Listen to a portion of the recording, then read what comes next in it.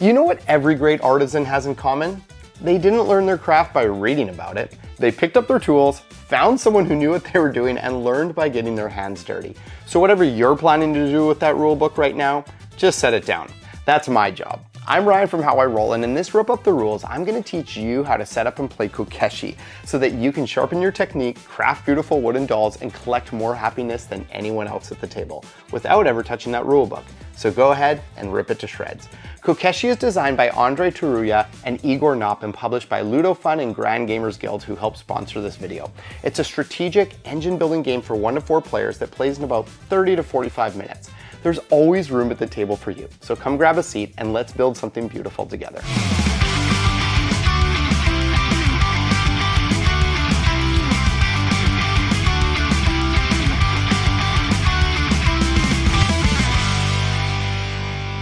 Is your doll collection feeling a bit lacking these days? Well, no worries. In Kokeshi, you're a Japanese artisan improving your craft by acquiring various tiles for your shop from the center of the table and strategically placing them on the 5 tracks of your personal workshop board. You'll advance your Kokeshi meeples and animal discs, earn quality recognition, and race to collect the most happiness points. Think you've got what it takes to become the greatest Kokeshi creator at the table? Let's find out. Here's how you set up the game. Place the happiness board in the center of the table. It's double-sided and side A is the one we'll be using today.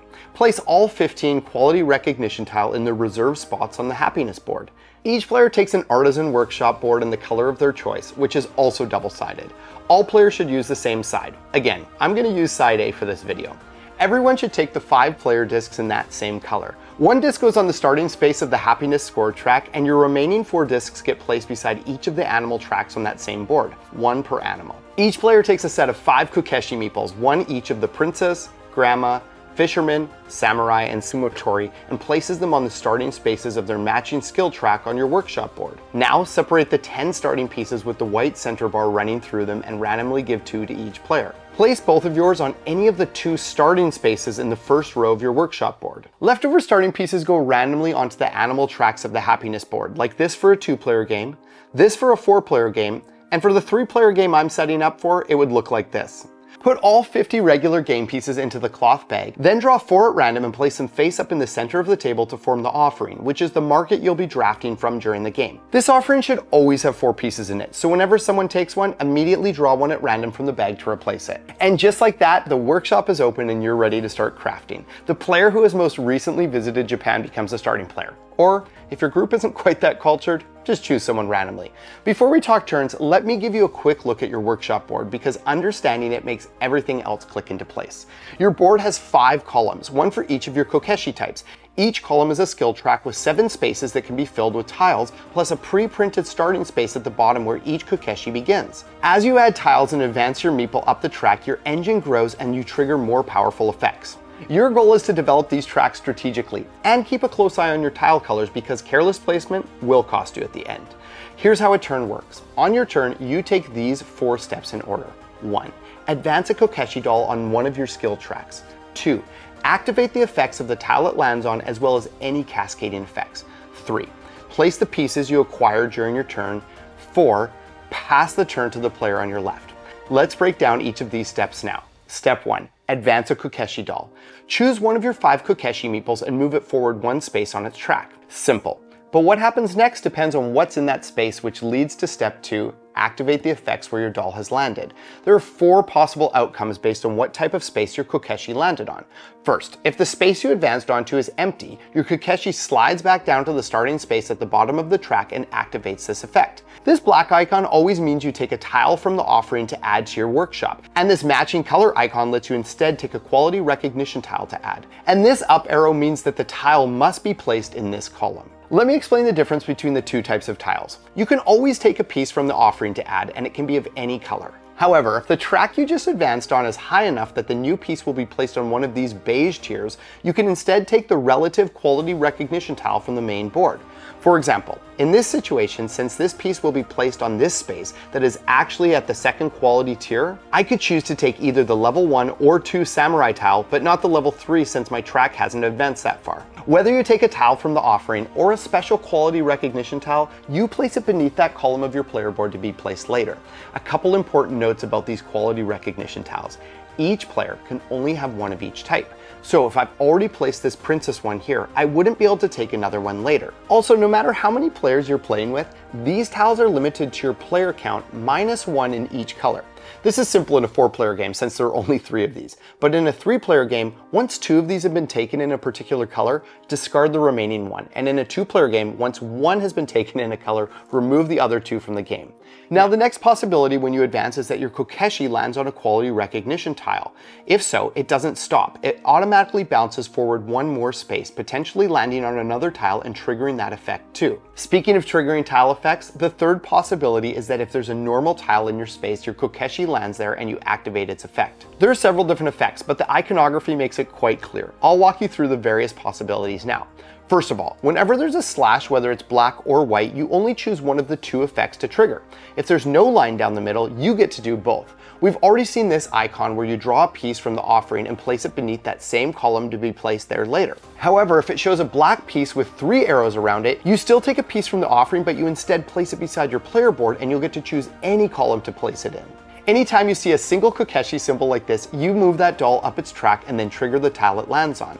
When you see a group of all 5 Kokeshi with an up arrow like this, you can advance any Kokeshi of your choice and trigger the tile it lands on. However, if it has an arrow pointing to the right or left, it means the track you choose has to be to that side of the tile you're currently activating. And if it has 2 arrows pointing up, you choose any Kokeshi to move up 2 spaces, but you only activate the second space it lands on. And lastly, if you see a single animal on a tile, you advance your marker 1 space on that animal track. And if it's a cuddle puddle of all the animals, you choose which animal track to advance on. Those are all the symbols you come across during a turn, but let me show you a couple examples of how this could go down. For the sake of this video, I've moved my player board beside the happiness board and I've placed the offering right here. On my turn, I could simply choose to move my grandma up 1 space. Since she lands on this blank space, she goes down to the bottom and activates this action. I'm not high enough to receive a quality recognition tile, so I just take 1 tile from the supply and place it below my board to be placed later. I need to remember to refill the supply with a random tile from the bag. On my next turn, I choose to move my princess up. Now I get to choose one of these effects on that tile to trigger. I'm going to use this one that allows me to move a Kokeshi up 2 spaces and then trigger the tile it lands on. 1, 2 with my samurai. Now I'm going to choose the one on this side, which allows me to move up a Kokeshi doll to that side of my samurai. I'm going to move my princess up again. Notice that this tile I just landed on doesn't have a slash, so I get to trigger both of these effects. I'm going to start by moving my marker forward on the panda track. Since it hits this tile, I place that beside my board to be placed onto my board later. I still get to move my Sumotori up. He moves up here, he lands in an empty space, moves back down to the bottom. He can't get a quality recognition tile, but he can take a tile from the offering to place beneath my board to be placed later. I immediately restock it from the supply. And for one last example, I choose to move my Sumotori up. This lets me move any Kokeshi up 1 space. I'm going to move my fisherman up. Now I can choose to move my grandma up. Now I can choose to move my grandma up again. This triggers both a rabbit track moving forward once and also me moving my samurai forward, which now lets me move this animal track forward as well and move my fisherman 1 more space. He lands here and goes back down to the bottom. He does qualify for a quality recognition tile because he's all the way up here. In fact, I could qualify for this level 2 one, but someone's already taken it. So I could choose to take this level 1 quality recognition tile and place it there. However, I could press my luck and decide to wait, hoping that I could get this one later, hoping that no one takes one of these before I get a chance. So instead, I take this tile and place it beneath my board. And the final outcome of step 2 is that if your Kokeshi has reached the top of the board because that column is filled with tiles, you get the reward printed at the top of the column. On side A, that's 3 immediate happiness points, which you gain by moving your token forward on the happiness track. And on side B, you get an immediate bump on the animal track. In either case, your Kokeshi returns to the bottom of its track without activating this effect since there's no space left to add a tile to this column. So just to quickly recap, in step 1, you move any Kokeshi doll of your choice up 1 space on its track. And in step 2, you activate the effect of the space it landed on, which can lead to some cascading effects depending on its outcome. The final 2 steps are pretty smooth sailing. Step 3 is place the pieces. After all your effects are fully resolved, you take any tiles you gathered during your turn and add them to your workshop board.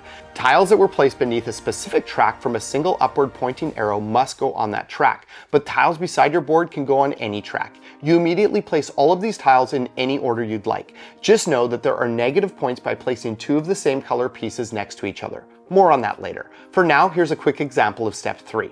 This is a pretty good turn where I collected both a quality recognition tile and another tile that I can place anywhere in my workshop. I can place these in any order I'd like, but I'm going to start by placing this quality recognition tile right here. Now this tile can go in any column I want, except for this one since it's already full. No more tiles can go there.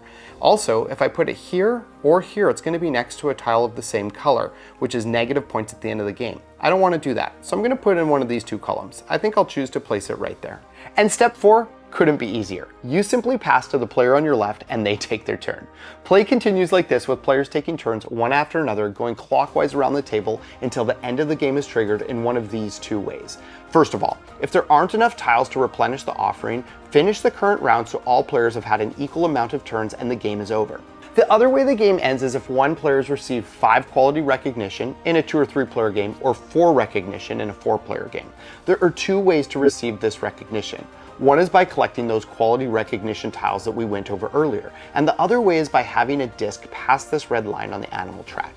Each disc that crosses this line and each of these special tiles counts as 1 quality recognition toward the end game trigger. So for example, this player has 3 quality recognition tiles in their workshop and 2 of their discs have crossed this red line.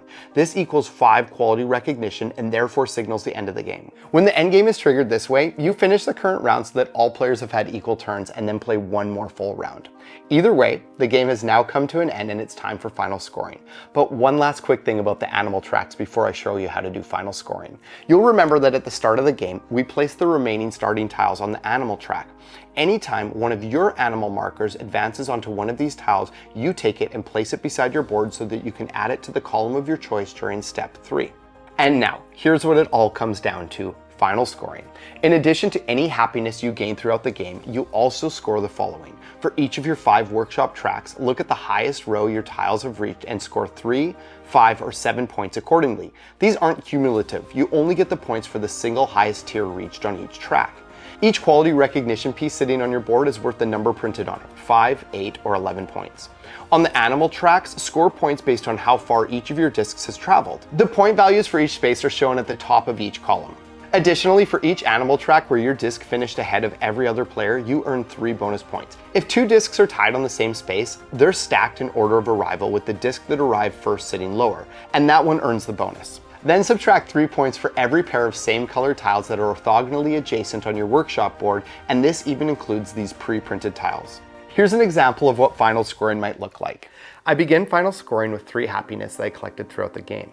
Then I add points for the height of each column in my workshop. This one's all the way at the top, so it gets me 7 points. This one's reached this threshold for 5 points, and this one gets me another 3 points. Unfortunately, this one and this one don't give me anything. So that's 5 plus 3 plus 7. That's another 15 points, which brings me up to 18 points. Next, I added points for my 2 quality recognition tiles. That's 11 plus 8, 19 points, which brings me up to 37 points. Next, I score points for the animal tracks. This one I'm all the way at the end, so I get 13 points. That brings me up to 50. Right here, I get another 11 points. I get another 8 points for this one. And this one, unfortunately, only gives me 2 points. For each track where I'm further ahead than every other player, I get 3 points. This track, I'm ahead of everyone, so I get 3 points. And this track, I'm tied with yellow. But remember, whoever's on bottom got there first, and they win the tie. So I get 3 points for this. Last but not least, I have to subtract 3 points for every set of 2 tiles in my workshop that are the same color and beside each other. Unfortunately, I've done that here and here with this starting tile, so that loses me 6 points. So that brings me down to a grand total of 71 points. The player with the most points wins and earns the title of Master Kokeshi Artisan. In a tie, it goes first to whoever scored more on the animal tracks, then to whoever has the highest combined Kokeshi level across their workshop board, and if it's still tied, the last player in turn order takes the win. And that's Kokeshi, no rulebook required, unless you want to play the solo mode, which you can read about in the rulebook right here. I hope you have a fantastic time building your workshop and that this video helps you dive right in. If you have any questions or need a rule clarification, drop a comment below and you'll hear right back from me. I've linked the Board Game Geek page for Kokeshi in the description below where you can learn even more about this game. Thanks so much for watching another Rip Up the Rules. I hope the rest of your day is full of happiness.